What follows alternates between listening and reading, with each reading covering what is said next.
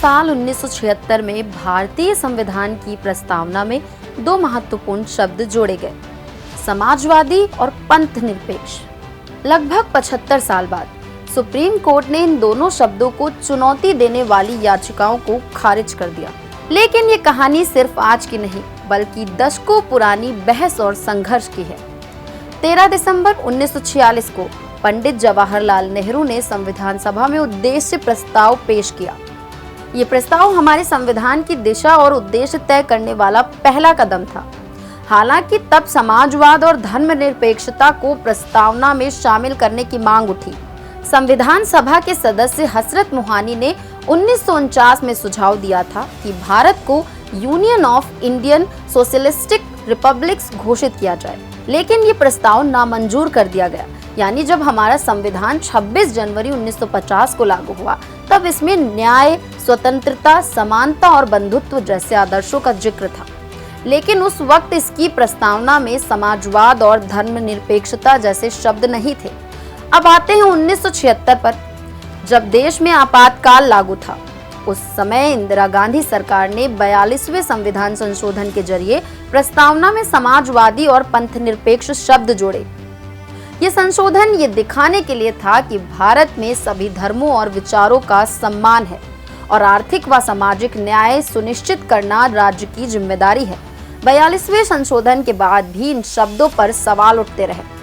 2020 में supreme court में याचिका दायर की गई, जिसमें कहा गया कि संविधान के निर्माताओं ने जानबूझकर इन शब्दों को शामिल नहीं किया था। दोनों शब्द पर सवाल थे, पंथ निरपेक्षता पर सवाल। याचिकाकर्ताओं ने कहा कि ये शब्द भ्रमित करने वाला है। समाजवाद पर सवाल, उन्होंने कहा कि ये शब्द आर्थिक नीतियों को सीमित कर सकता है।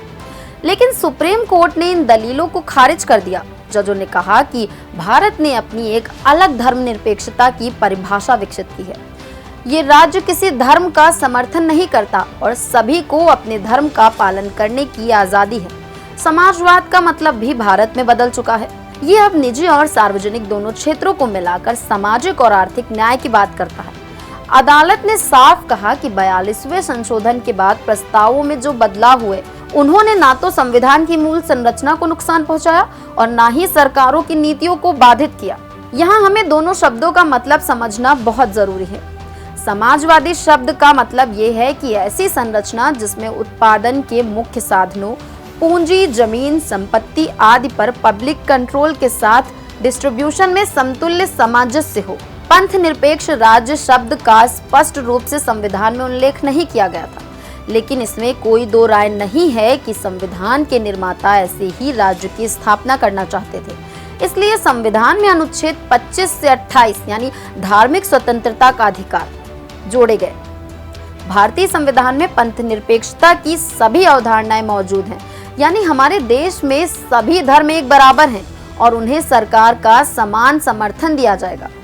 दोस्तों, प्रस्तावना केवल शब्दों का मेल नहीं है, ये हमारे संविधान की आत्मा है।